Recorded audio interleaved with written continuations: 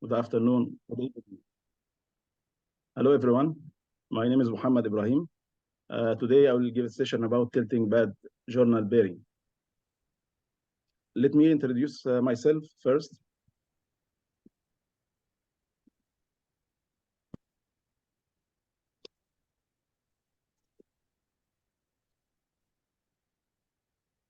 My name is Mohamed Ibrahim.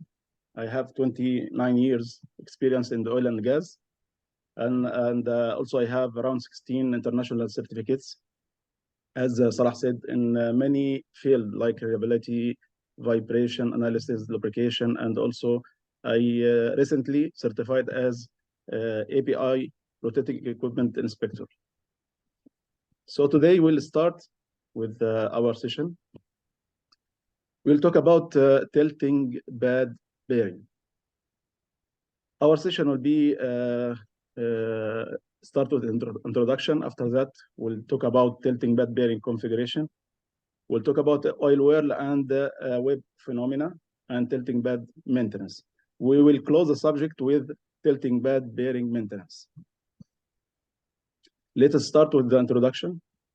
First, as all of us knows, bearing is a very, very important and critical machinery element.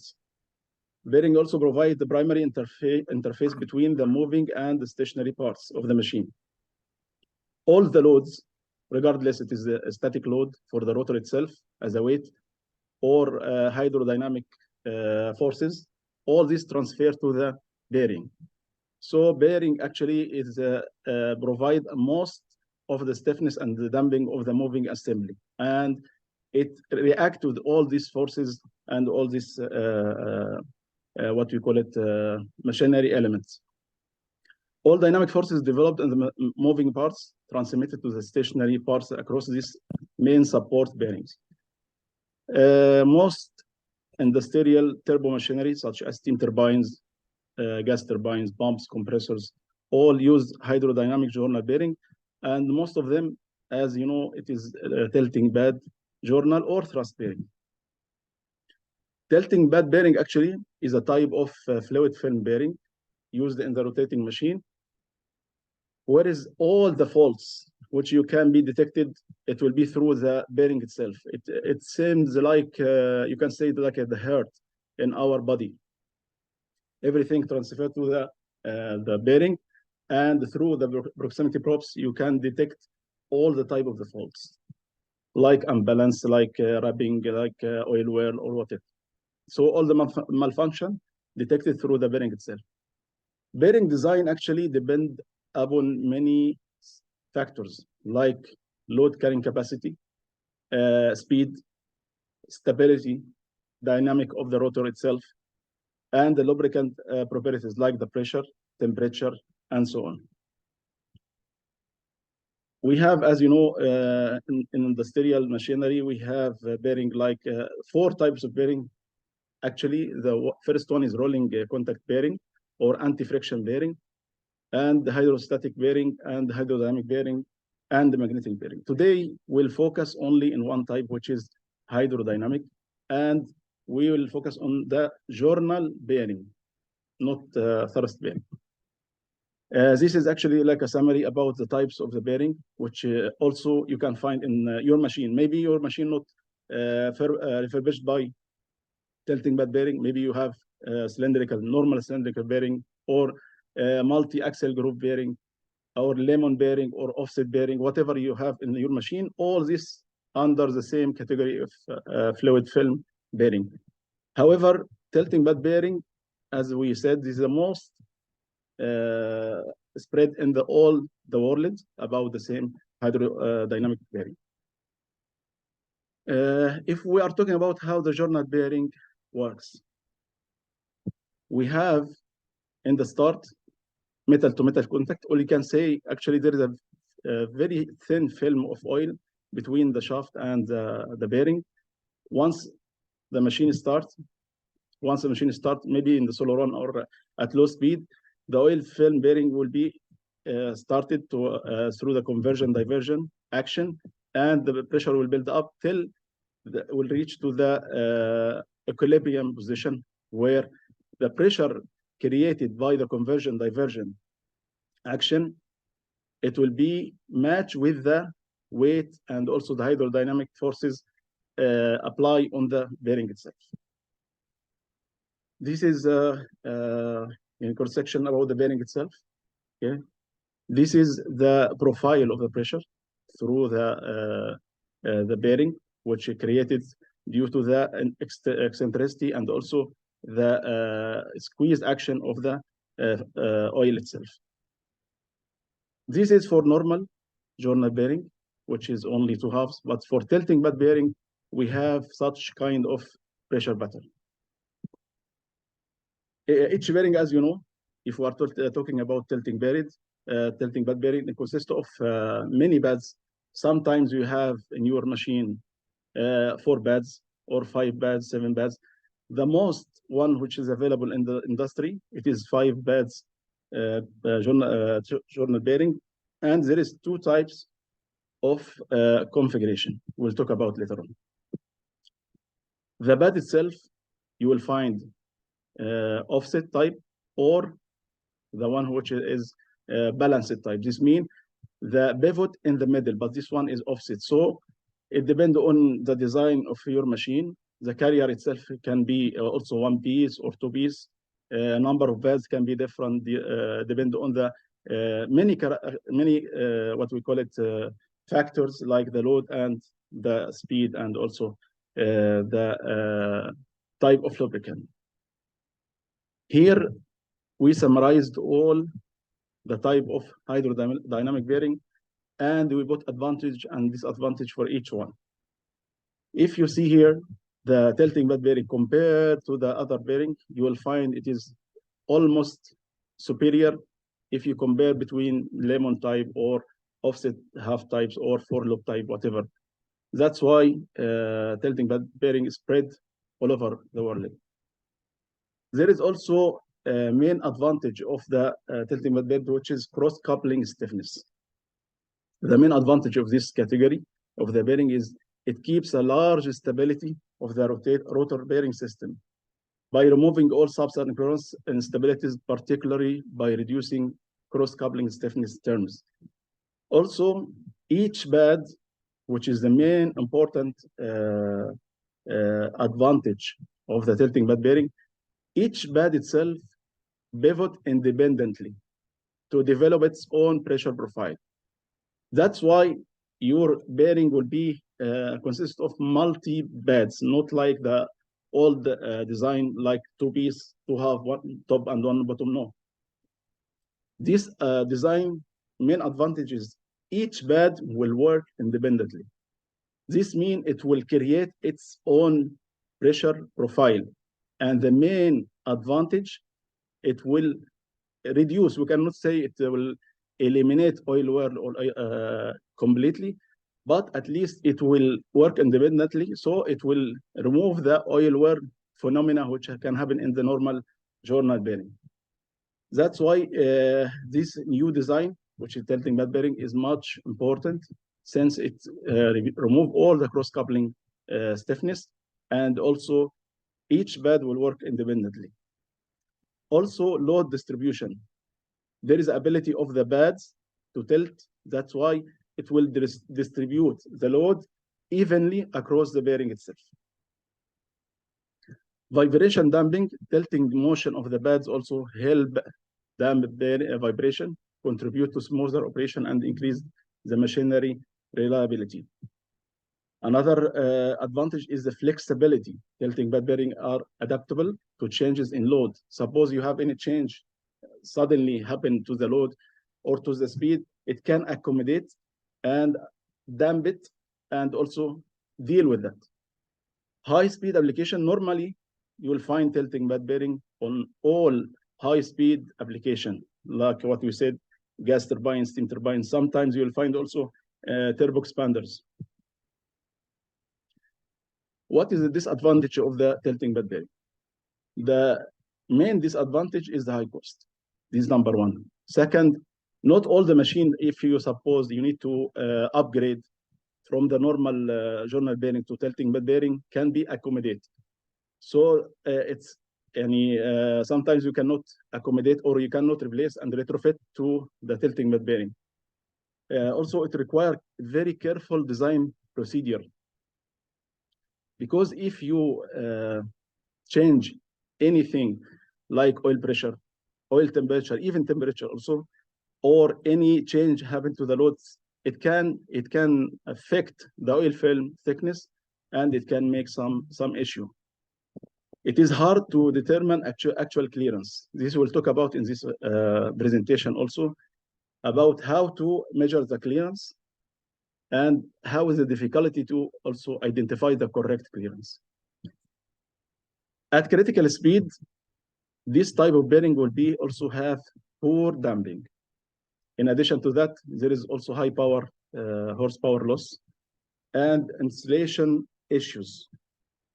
You have to be very careful during the installation of tilting bed bearing. Any error in the installation can make many issues and many troubles during the commissioning and startup of the machine. Also, it is expensive, as I said, and complex to fabricate. Theoretically, fluid film bearing, especially tilting bed bearing, should be a lifetime bearing. But as you know, this is theoretical only. But actually, there is a certain limit, and you have to investigate also, and you have to open the machine at certain period, especially if you have turnaround, to inspect and also check the clearance, check the condition of the bearing. So it is theoretically lifetime. However, it is not the actual case. The oil film collapse could be caused by, for the tilting bed bearing, heavy shock load, because we said right now about any sudden change in the load can be affect the oil film thickness and the performance of the bearing. Also, loss of lubricant. If you have any problem in the lubricant, in the oil supply, in the orifice, and it can affect the oil film thickness and also make a trouble. Excessive unbalance or misalignment also will make a problem for the tilting bed bearing. How to describe the tilting bed bearing? Tilting bed bearing, actually, if you see, I get a snapshot about the description of any tilting bed bearing. You have to mention the number of beds. What is the configuration of these beds? Is it load between beds, or load on bed? Also, this is bed arc. You should mention pivot offset. Is it offset or non-offset? You have to mention the rotor diameter or the journal, and diametral clearance, preload, radial bed clearance. All this information is required to identify and describe the tilting bed bearing. This for journal bearing. The second one for thrust bearing. Also, you have to be aware about your machine, the details of the bearing, like number of pads, configuration, is it flooded or leading edge, and the bore dia, seat diameter, pivot or offset degree, and so on. This is a snapshot of 617 standard data sheet. You will find also part of the data sheet talking about the bearing and the bearing housing configuration.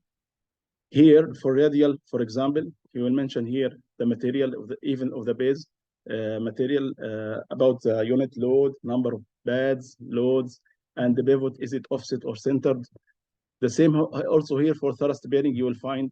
So this is an example of how to describe and how to standardize the bearing. Let us talk about the configuration. Configuration can be classified as according to the contact area, like rocker back bed design, or spherical. We have two spherical point pivot or surface pivot, or can be classified as the load. Is it load between beds or load on beds? Like this. If you see here, you will find here the load on the bed itself, while here a load between beds. This is a summary about the difference of the configuration.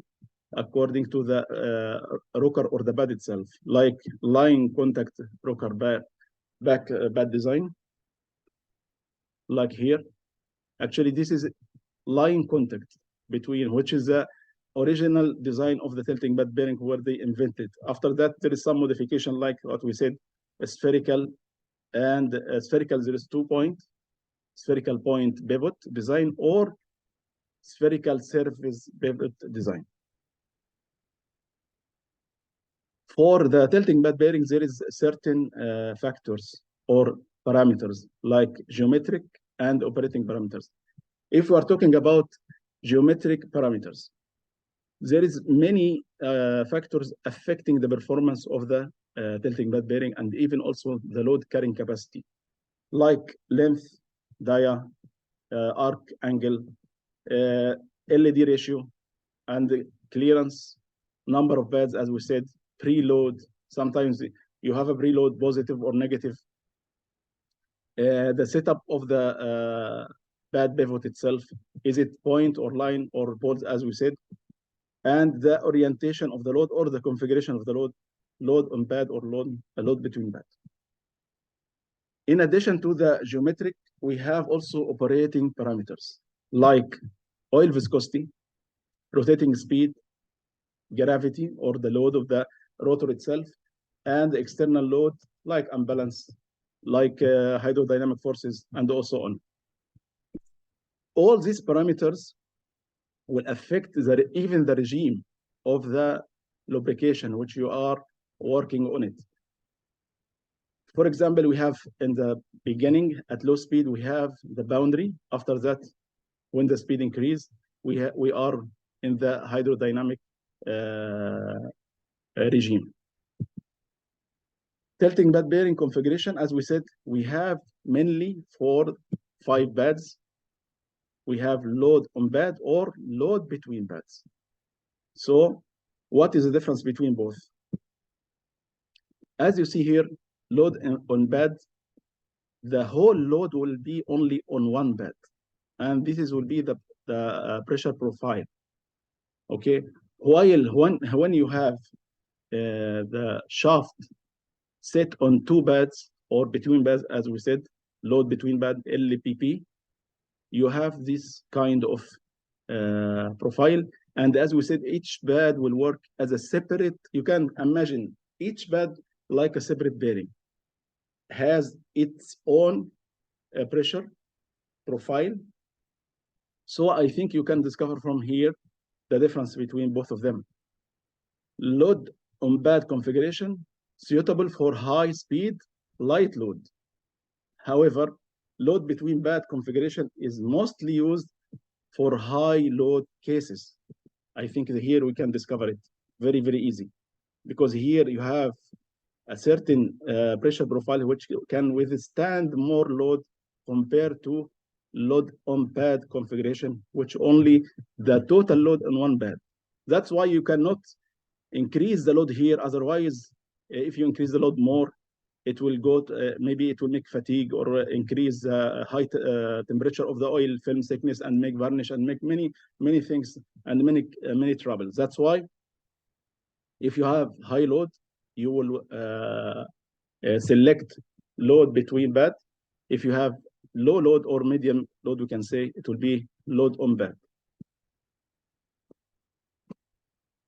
Here we'll talk about very, very important thing about tilting pad bearing and hydrodynamic bearing in general, which is oil whirl and oil whip. Oil whirl and oil whip is a kind of fluid-induced instability, which characterized as occurring at subsynchronous speed. Normally, you will find between 0.42 to 0.48 RPM. It's a type of self-excited vibration, which results from the rotor interaction with the surrounding fluid film in the closed space. Because you have the journal, you have the bearing itself, okay, and you have in between the journal and the bearing, you have the oil film thickness.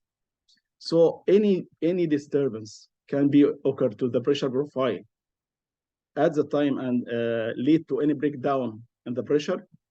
Maybe you have metal-to-metal contact between journal and the bearing. This is another factor.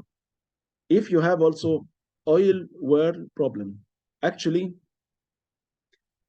oil should have certain velocity because you have the journal bearing which run at the rotating speed, and you have the housing and the bearing itself, which is a stationary part. The oil in between. So the oil will take medium, you can say, or the average speed between both of them. So normally the oil will whirl around 0.5, but due to some factors about the eccentricity and many factors, it is not exactly 0.5. It is in between 0.42 to 0.48 of the RPM. So oil already rotates, but the main issue why we are worried about the oil whirl. Actually, you will find this very, very small amplitude in normal case. But once the instability occurs due to any change, as we said, in the operating parameters, it will escalate and this will be a spike and you will have the oil whirl phenomena. Okay, so fluid-induced instability, as we said here, depend on many things like internal shear, friction losses, geometry of the bearing, and the rate of end leakage. Because where is the oil will go? It will go through the end of the bearing in the both sides. Also, eccentricity ratio of the rotor and the bearing, it's very important factor. Presence of pre or anti-swirling. So let us talk about what is exactly happened here between the journal and the bearing itself. Oil whirl is an oil film excited vibration. It is known to occur on machines combined with pressure lubricated journal bearing operating at high speed. Okay, the oil film is wedged.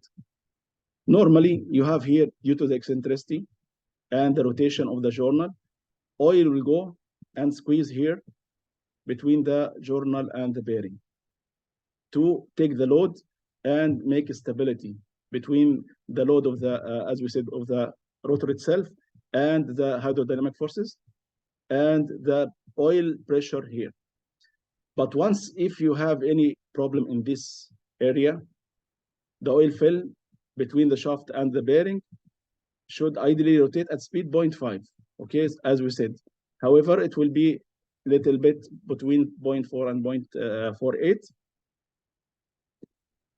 Here, if anything happen and this equilibrium condition disturbed, the shaft will move around in the bearing, as you see here, one time here, one time there. So induced vibration will be created due to this instability. And if you reach to the critical speed matched with this frequency, excited frequency, at the time you will have something called oil whip. So each bearing, we have for each bearing two things.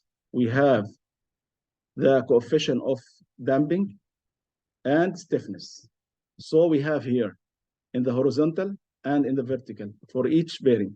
You have oil, and this oil have a certain amount of stiffness and damping. As we said, any change in these factors will affect the whole performance of the bearing and lead to instability. The main advantage of tilting bad bearing, it kept a large stability of the rotor balancing or the rotor bearing system by removing all subsynchronous instability, particularly by reducing the cross-coupled stiffness. Because here we have pure X and pure Y, and you have mix XY and YX. That's so you in addition, you damping and the stiffness in the horizontal and in the vertical direction, you have interact between both of them, which we are talking about or called as cross coupling. So the main advantage of the tilting bad bearing, it eliminates, we cannot say eliminate 100%, but at least it reduced to the minimum. That's why tilting bad bearing is superior compared to the other bearing. Here, I will go through the presentation because we have around 80 slides. Okay, so how to control the oil wear? Now, very important thing about how to control the oil wear. If you have oil wear in your machine, like here, you have already spikes and amplitude increased. Before you reach to the web condition, we have to control these things. How to control it? You have to minimize or eliminate the changing which occurred in the oil velocity by change the pressure or change the temperature or change the preload itself. Actually, personally, I faced one time in our machine, there is something like oil wear occur, and we are play with these factors. We are changing little bit the pressure and the temperature. By controlling pressure and temperature, we are able to eliminate these whirl phenomena and reduce the amplitude. So we have to think about the change of the factors like pressure, temperature, okay, and keep it under control. Also, if you have, for example, excessive load like imbalance, like a change in the operating pressure and temperature of the machine itself, the operating of the machine, you can control also the stability and the oil wear phenomena. Orbit, if you have oil wear, the orbit will be like you have two dots, and it will be shown as if you have in the live mode, two dots will not appear, but it will seem like a stationary. Okay, this is because the frequency is marginally less than 0.5. Okay, however, when you view the live mode, two dots don't appear stationary but seems to be rotating because we have 0.5. Okay, oil whirl phenomena generate a vibration precision always forward. This is another also very important if you are looking for the orbit. If it is forward precision, it is prone to be oil whirl. However, you have to also check the other plots to confirm. Oil whip phenomena occurs when the rotor is passing through its critical speed. Oil whip is destructive defect. The precision of the vibration also forward in this case. However, you have multi dots in the orbit due to the subsynchronous. Actually, it will be in the forward direction, but some reverse 1x and subsynchronous component can be also present due to an isotropy change in the response of the rotor itself. The period of this self-excited defect may or might not be harmonically. This means it can be match with the operating speed or not match. We'll talk about now maintenance, tilting bad bearing maintenance. Tilting bad bearing maintenance installation. When the journal bearing installed, it is essential the bore be aligned parallel and perpendicular with the axis of the journal. When you install the tilting bad bearing, you have many things. You have the carrier itself, you have the housing, you have top and bottom half. So you have to make sure when you install the tilting bad bearing, it is aligned and parallel. When a bearing is misaligned, the unit load is increased and the maximum oil film pressure also will increase, resulting in higher oil film temperature and pivot metal permeture failure. We have one case when we install the machine, install the tilting bad bearing and box up the machine, and when we commission it, temperature increased. After investigation, we come to know also there is something related to the installation of the bearing itself. So it is very important when you install the bearing in the machine to make sure it is installed correctly. Otherwise, if you have misalignment, it will be a big headache for you. Bearing clearance is one of the most important parameters in the operation of the bearing. Therefore, it is important to determine the installed clearance along with the bore contour and concentricity of the outside fit diameter. Final bearing clearance influenced by the contour of the housing. When you install the, especially for the big machine, not small machine. If you have big machine, you will have the tilting bearing halves very big. So you have to make sure the contour outside surface of the top half or bottom half is matched 100% with the housing. Any problem in this contact, maybe it will make looseness, or if you have more crush, also it can make and interfere the clearance of the bearing. It cannot be assumed that the bearing will align itself, because some people, when they install, he assume there is 100% contact between the carrier and the housing, which is not correct. You have to make sure it is 100%. How you make sure 100%? We'll talk about it. First of all, when you get the bearing from the store, or even if you remove the bearing from the machine, you have to make sure, you have to investigate, you have to see visually. If it is new bearing, you have to check everything. You have to check the pads, carrier. You have to check it should be in good condition, visually okay. There is no rust. There is no dent on the pads itself. There is no any deep marks or porosity in the carrier. If you check it visually, okay, this is for the new one. Come to the old one. When you remove the bearing, this is very important to mark and put some notes about the finding. If there is any varnish potential, you can see varnish marks on the pads itself.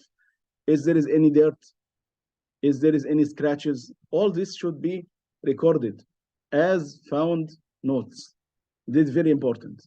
So once you have the bearings, either it is new or old, you have to check it visually and put the notes. After checking the visually, you have to check the contact area between the pads and the journal bearing. If you have small machine, no issue. You can install and check by blow check the contact area, and you have to make sure it is 100%. But if you have big machine like here, see the pad size, very, very big and heavy. So you have to check it with mandrel, which is matched exactly with the journal bearing OD, to make sure the contour of the pads matched with the journal when you install in the machine. Curvature should be matched. Any sharp edges, suppose you have any sharp edges in the journal itself, you have to file it and smooth it. But when you file it, you have to be careful, because some people, if he has any edges in the journal, what he did, he insists to remove it 100%. When he makes like that, he will change the outside profile of the journal, which will affect the oil film. So you have to make sure it is just you file it little bit by emery paper, and this emery paper should be 0, 0. Not there is no any course, should be 0. Any amplification in the journal bearing, if it is severe, you should not use this rotor. You have to change the rotor. You have to change the rotor with the standby, or you have to repair it. But you cannot use it like that. Die bend check. When you get the new bearing, you have to check all the component by die bend to make sure there is no any dent, there is no any cracks, because sometimes you have a crack but you cannot see. So it is mandatory to check the pads, new pads, for any cracks, which will be compromise the white metal integrity. It is carried out to check any surface cracks or any abnormality in the white metal. It can also give indication to unbonding. Suppose the new bearing come and there is no unbonding of the tilting pad material. Okay, You cannot discover it by visual check. You have to make it by die bend. The same you have to do also for the old one, because once you remove the machine, you remove the bearing from the machine, you have to confirm the condition of the bearing. Maybe you have fatigue, but you cannot see. Okay, maybe you have any cracks inside. So you have to check it to confirm the condition. It will give you indication about the reliability of this bearing design, and it will give you also indication about the what we can say the frequency of the failure of such pads. Any cracks found in the pad, you have to replace straight away. Also, another check, ultrasound check.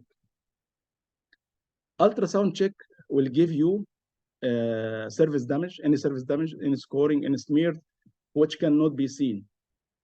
It also can give you the thickness of the pads. Pads should be replaced if any abnormal found or it cross 35% of the Babbitt steel interface area, unbonded, because it will give you the subsurface, the ultrasound, it will give you any subsurface crack or unbond of the pad material. Another important task which you have to do is the bearing housing crush test. Bearing housing crush is very important to make sure your bearing inside the bearing housing is intact and fix it properly. If it is not fixed properly, it will make problem like looseness, or if you fix it more by force, but apply more force, it will affect the clearance between the journal and the bearing. So most machine actually working with interference fit between 1 or 2 miles. So you have to make this exercise by put here 5 millimeter, 5 mils, 5 mils shims here in both sides, and you'll put plastic gauge or lead wire, whatever available with you. And you will apply the torque, you'll assemble as final. You will apply the torque like the final assembly. And after that, you will open the bolt and lift the upper half and check how much the thickness of the plastic gauge or lead wire. This lead wire, after compression, should be less than 5 mils. If you have, for example, here 5 mils and here 6 mils, what does it mean? It means when you assemble the upper half without the shims, here you will have 1 mils between the upper half and the bearing, and it will make looseness. So always this should be less than 5 mils. This is the procedure. Suppose you make excessive clearance, excessive crush. For example, if you put here more forces and you make it like 1 mils or 2 mils, suppose, what will happen? If it is very, very high crush, it will affect the clearance between the journal and the bearing itself. You will assemble the bearing. When you run the machine, you will get hot temperature. And you are not from where it's coming. It's coming from the excessive bearing housing crush. Also, if you let it more, the recommended value, what will happen? It will be loose. If it come loose, here the clearance will be open or will be more the recommended value, which will also increase the vibration, and it will make many things to the machine. Vibration will be increased, and maybe you will reach to the trip value, while the machine itself recently overhauled. This is the procedure. I put all the steps one by one. And here, as I told you, it should be equal or less than the shim thickness used between the split line here. Again, here also the procedure. Come to the clearance measurement. Bearing clearance is very important to the tilting bed bearing, or any bearing, regardless it is tilting bed or normal journal bearing, because it will affect the oil film stiffness, damping, and shaft vibration, and also bearing temperature, which is very important.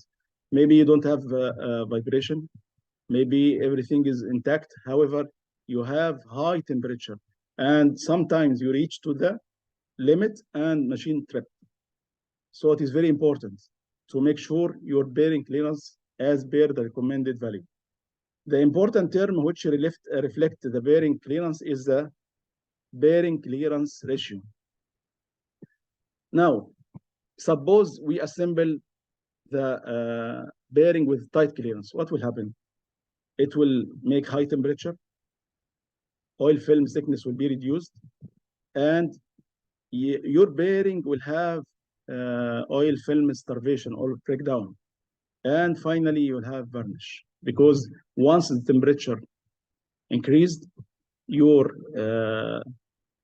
oil will be oxidized and make varnish. White metal, blackish color. That's why sometimes when you open the machine and open the tilting bed bearing, you will find blackish color is there. This is a kind of high temperature symptoms. It can, in the severe condition, it can melt the white metal and after that catch the journal, because once the white metal melted, where it will go? It will catch the journal and it will damage the rotor. Okay, if we have the reverse, suppose you assemble your tilting bed bearing with value beyond the limit, higher than the limit, you will have high vibration, you will have instability, and you will have also starvation or breakdown to the oil film. Because what will happen, we have a certain limit for the oil film. If it is increased or decreased, both are problems for you. It will lead to direct contact between the white metal and the shaft. And also in the severe condition, it will make melting to the white metal. Bearing clearance ratio, it is actually what you call it, it is a ratio between the bearing diameter clearance and the journal diameter. Normally, we are keeping it between 1 to 1.5 or 2 maximum. But in certain cases, maybe in special cases, it can reach 2, 3. But normally, you have 1 or 1.5. Here, the graph, it is also for guidance only. It gives you the relation between the shaft RPM and how much the clearance ratio. For example, if we have 1,000, for example, you have here what you call it, 1,000. Okay, most bearing manufacturers have suggested minimum bearing clearance for journal bearings, which can be obtained from 2 methods. From the attached graph, it can be, you can obtain it from here, but it will be also like a guidance. Suppose you don't have any information in your manual or something, you can use this graph as a guidance only. Or you can use this equation also to calculate how much. But believe me, the best information you will get is from OEM manual. So if you have your OEM manual for your machine, you have to adhere to these values, and you have to adhere to his recommendation. Because some people, they did not adhere to the OEM recommendation and come back to claim about the behavior of the machine, which is not correct. Here, what is the effect of the clearance, bearing clearance ratio? Here he put three numbers, like 1 mils, 1.5 mils per inch of the shaft dia, or 2. Here we will see how much the effect on the oil film stiffness or damping or shaft vibration or bearing temperature. It is very, very nice table, which give you idea about the effect. For example, if you have 1 mils, oil film stiffness will be very nice, increased. Oil film damping will be okay. Shaft vibration will be decreased. However, bearing temperature will be increased. Okay. If you have 1.5, it is actually, as I told you, this is the normal. And even if you ask any machinery, turbo machinery or rotating equipment engineer, he will say 1.5 to each inch of the shaft dia. Okay, which is the optimistic value. 2, it will decrease the stiffness. It will also decrease the damping. It will increase the vibration of the shaft, and it will decrease the bearing temperature. So you have to compromise between all these factors: bearing temperature, vibration, oil film damping, and oil film stiffness. Okay, this exercise already done, and your OEM give you the recommendation. So please follow.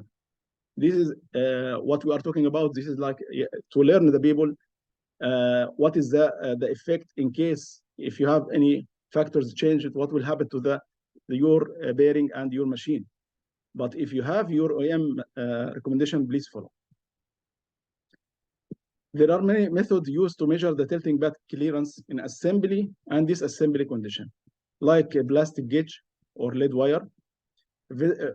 Plastic gauge or lead wire, this means you will open the bearing and you will assemble it again after put the plastic gauge. Or physical measurement or lifting method or dummy shaft. All these types can be used to measure the bearing clearance. Plastic gauge, as you see here, many colors are there, and I put here for each one the range, because green 1 to 3 mils, while the red from 2 to 6. So please use according to the plastic gauge also manufacturer recommendation. Okay, to give you the correct clearance, because some people, if he misplaced, for example, if you have less than 2 to 6 mils in your machine clearance and you are using the green plastic gauge, it will compress. But when you will measure with the strip, it will give you a wrong indication. Okay, so please adhere to these values. This is an example. You will put here the plastic gauge. After that, you will assemble. And after assembly, you will open again and measure, as you said in the second picture, according to the strip, and you will get the clearance. Here, lead wire, same, but lead wire, yeah, there is no strip to compare. Just only when it compressed, you will take it out and you will measure it by micrometer to get the clearance. And also, it is of the range of 0 to 1 inch micrometer should be used. Lifting method is I saw many OEM specialists using the lifting method. Many people also rely on this method instead of putting the lead wire open again and all this stuff. Lifting method, there is 2 types of lifting method: mechanical, by using a dial indicator, or using the proximity probes itself, which is already available in your machine. Here, the lifting method by dial indicator, what you will do, you will apply the force. First of all, you will assemble for sure the bearing, if it is in the assembly condition. And after that, you will lift by gentle force, okay, and you will measure how much the lifting. So you have to be careful, because sometimes the people are not maybe not familiar about the procedure, and they did not follow the correct procedure, and they apply more force, which will, for sure will affect the pads itself.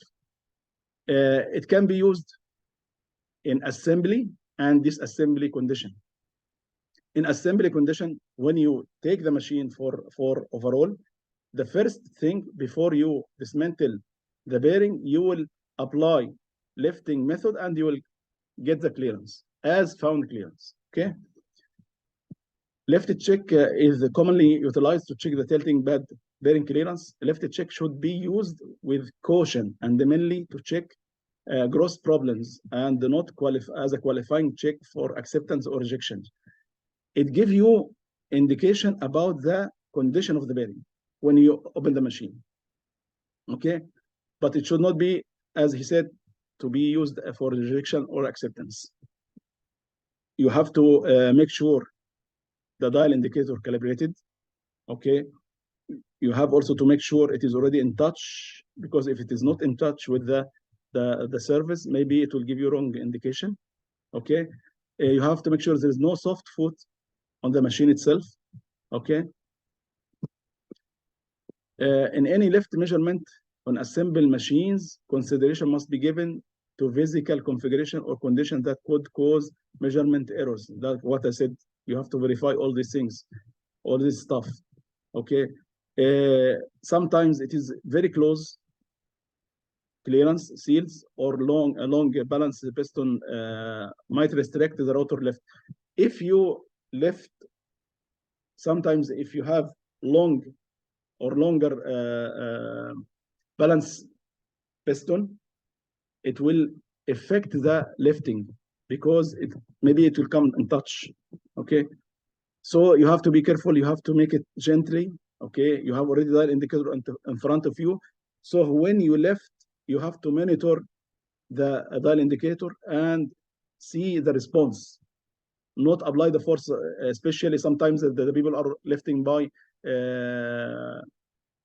overhead crane, and sometimes overhead crane has response delay. So if you use the overhead cranes and the stroke itself of lifting is high, maybe it will make damage to the pads. So the best way, you have to chain block, use the chain block, and you have to observe the dial indicator by your eyes. Okay, excessive crush can reduce the installed clearance. Yes, we already talked about this one. Incorrect alignment between the upper and the lower halves also can make alter the lift result. You have to verify the bearing, the fit of the bearing within the housing. We already talked about it. You have to make sure it is in assembly condition correctly. Verify how are the two halves of the bearing connected. Okay, type of pivot will affect the reading, and we'll see this later, inshallah. Okay, this is a formula which we'll use normally to calculate the clearance.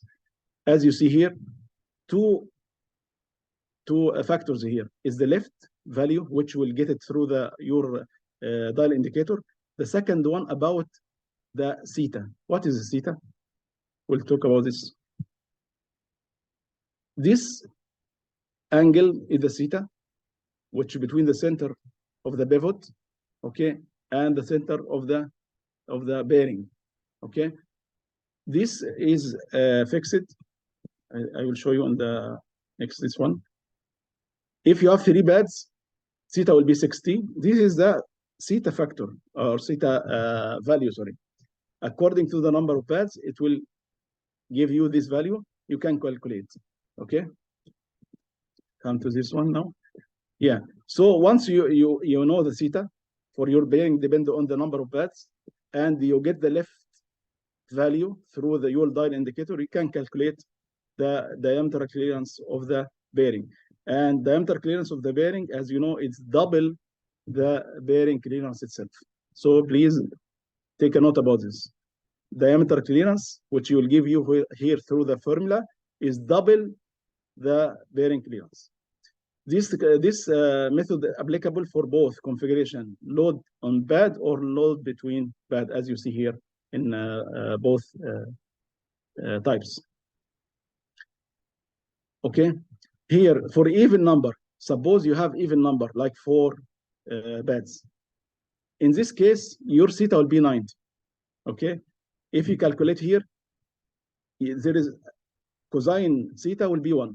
Okay, so the diameter clearance itself, it will equal to the left. There is no need to make any calculation. Once you get the reading on the dial indicator, it will be equal to the diameter clearance.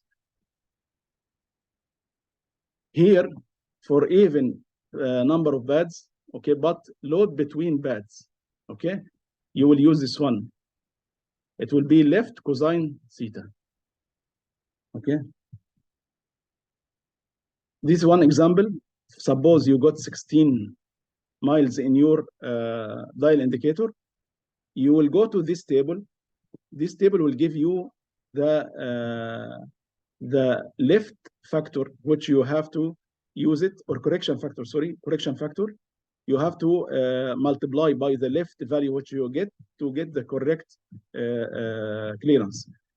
If you have load between bed, for example, and you have 5 beds, you will the value which you get in the dial indicator, you will multiply by 0.894, and this is will be your clearance or your bearing clearance. For example, here he take the reading which he got 16, and he multiply by the factor which is 0.894, and it come to 14.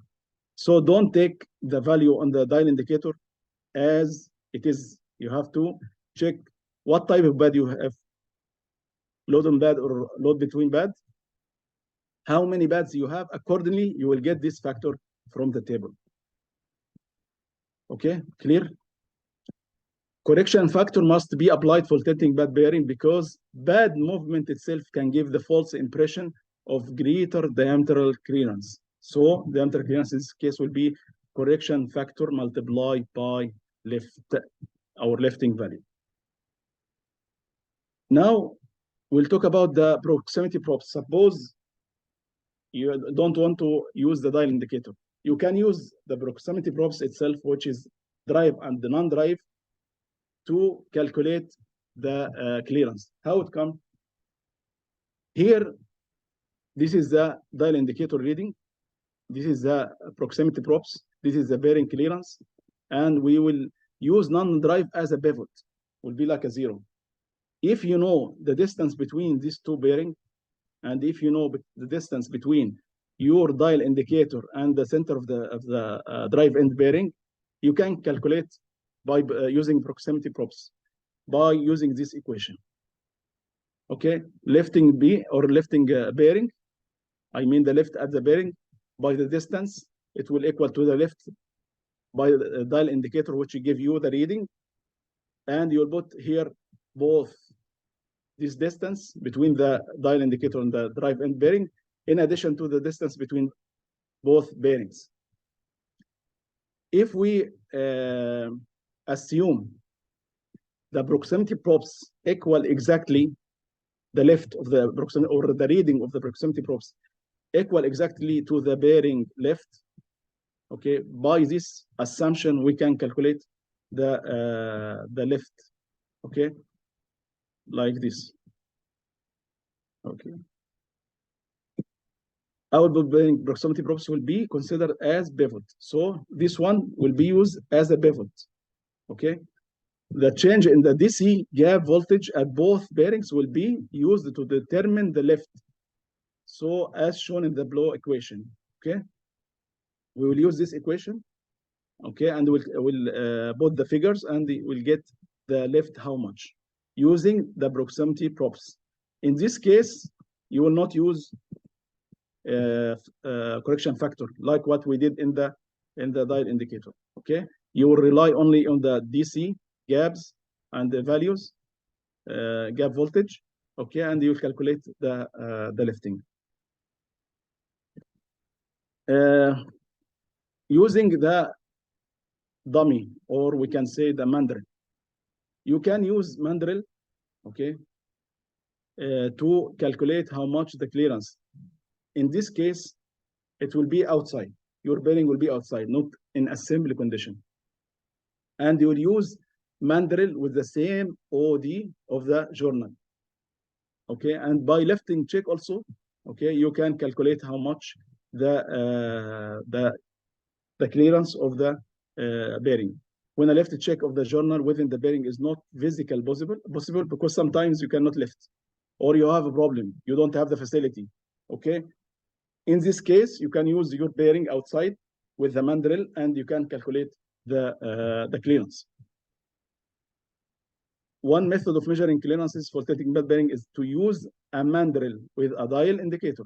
For sure, you will use also dial indicator to calculate how much. After the bearing is assembled around the mandrel, the bearing is pushed up against one of the pads directly towards the pivot. The dial indicator is 0, and the bearing moved to between the opposite two pads. This means you will move it one time up, one time down. The tips: it is desirable to check clearance in more than one direction. Not only one direction, only you can check in vertical, you can check in horizontal. 4 bad bearings should be checked at orthogonal diameters. For 5 bad bearings, a total of 3 positions should be checked to ensure that clearances. Okay, so as I said, as a disadvantage in the beginning of the presentation of the tilting bad bearing, the measurement of its clearance. Okay, so using mandrel or lifting method, okay, it will, both of them, you have to be careful, okay, to get the correct clearance. This method of clearance measurement is employed for tilting bad bearing with an odd of bads. However, it can be also used for the even. It is desirable to check clearance in more than one position. Okay. The last part of the presentation, some tips about what you have to do, what you should not do.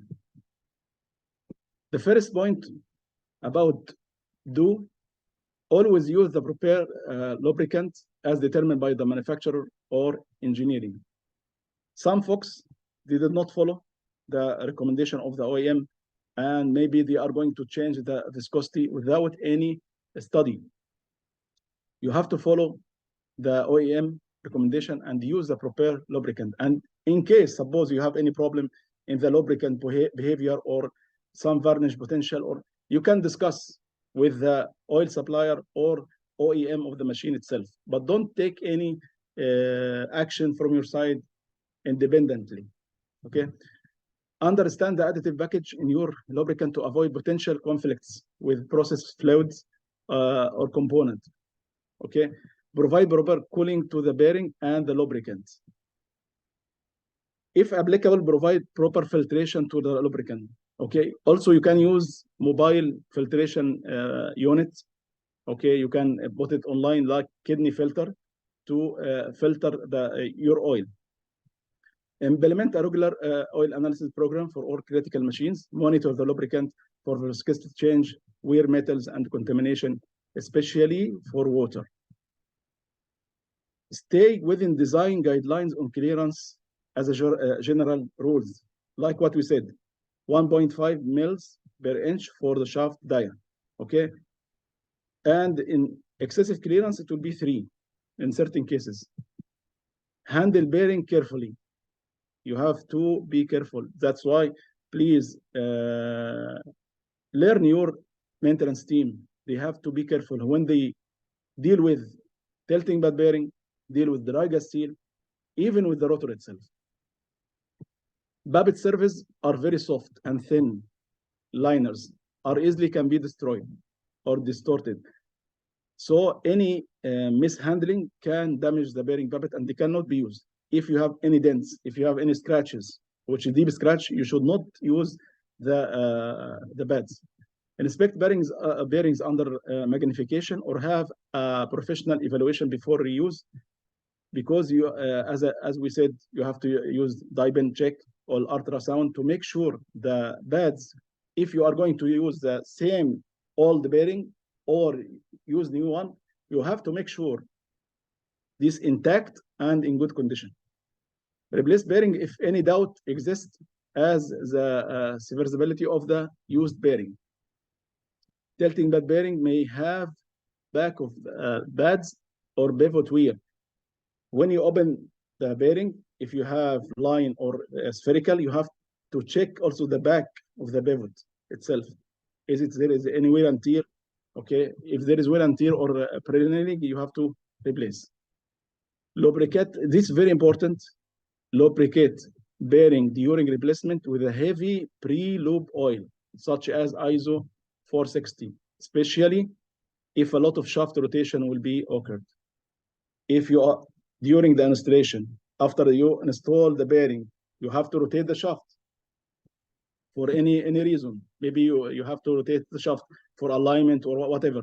Okay, so it's better to use a pre-lube oil heavy like 460. Okay, this means it will protect your pads from damage.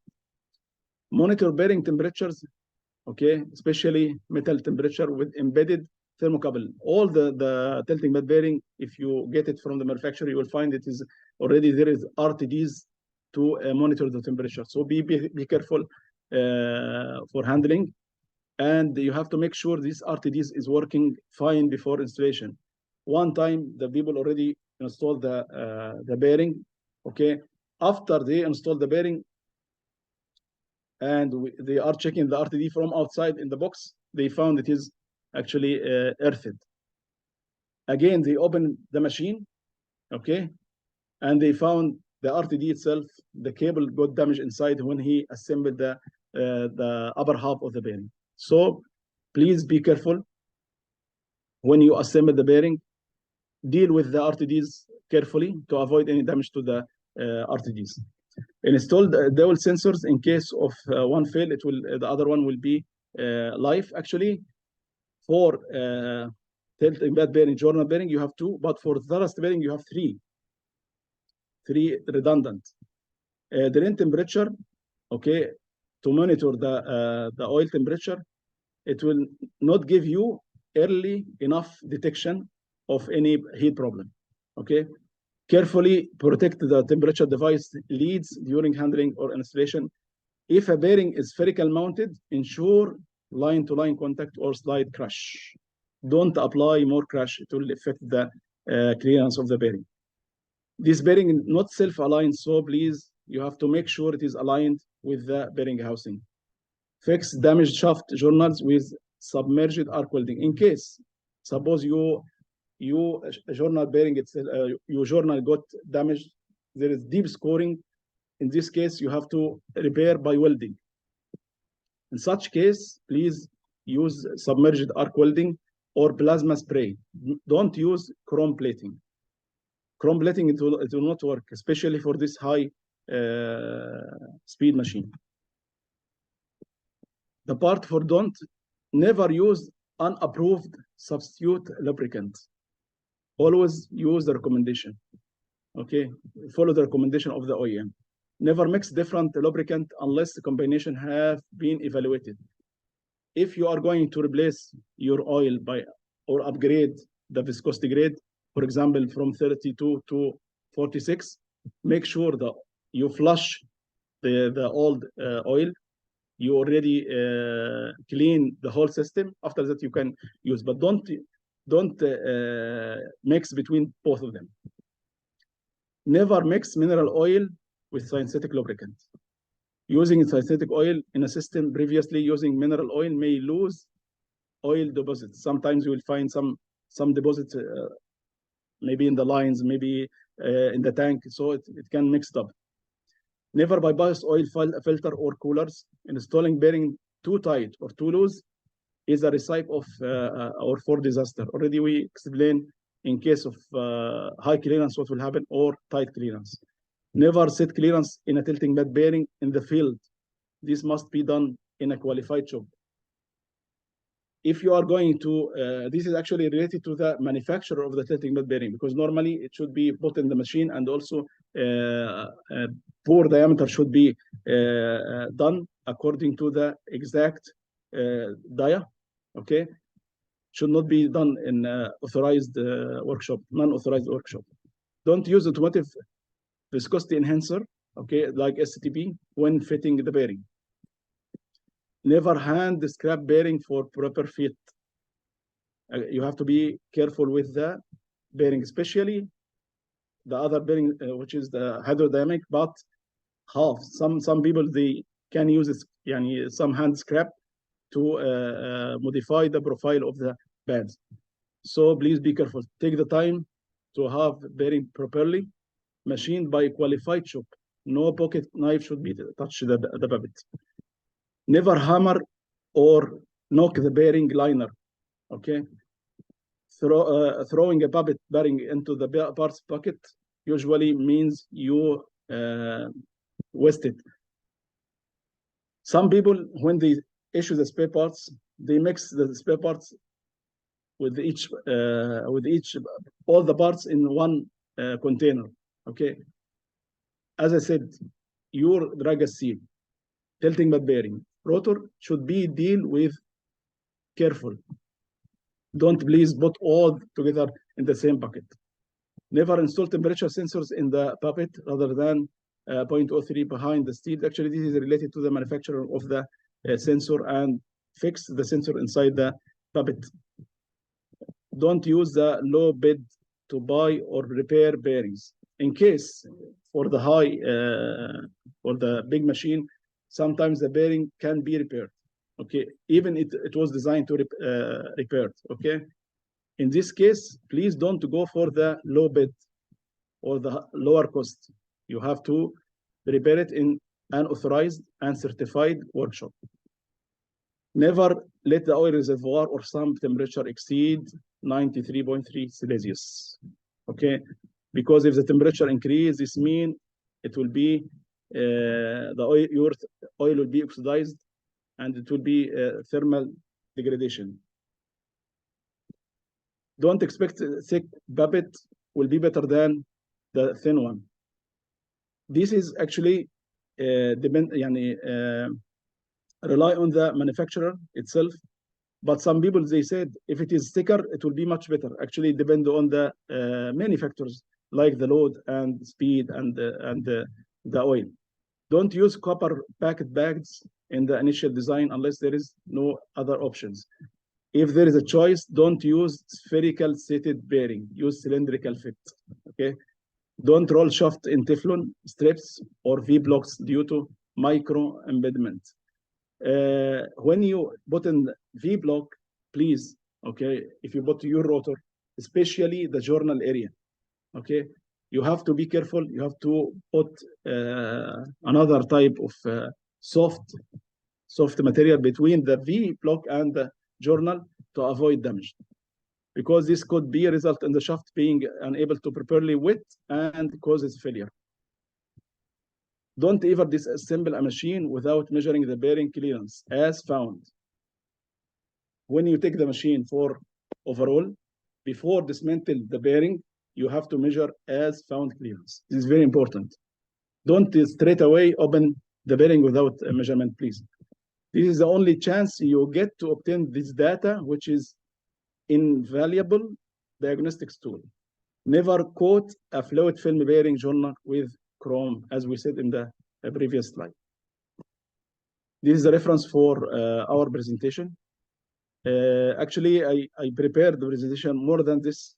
It was around maybe 120, but I reduced it to 80 slides only. I think 80 or 80 something, yani. So I hope everyone found this presentation valuable for him. And thank you so much. Thank you. Thank you so much, Engineer Mohammed. That's really was an amazing presentation. I learned a lot in that one. There is lots of information, and thanks for your time to prepare this presentation. It was really very good. I got a few questions on the chat, but we will not have time to go through them. But all the questions will be sent to Engineer Mohammed, and I will get the answers and email it back to you. If you have any more questions, if you could please email it to us at training@mcsturbo.com. The whole presentation has been recorded and it will be uploaded to the MCS YouTube channel. So for those who couldn't see it or want to review any of the sections or parts on the presentation, he will be able to watch this many times from the YouTube channel. We have another presentation, I believe, after 5 hours from now, and it's in Spanish language. So hopefully who those talk Spanish, they can watch the presentation. Thank you very much, everyone. And it was a great pleasure to meet you all, and see you in the next one. Thank you. Thanks, Thank you, Mohammed. Thank you so much. Salam.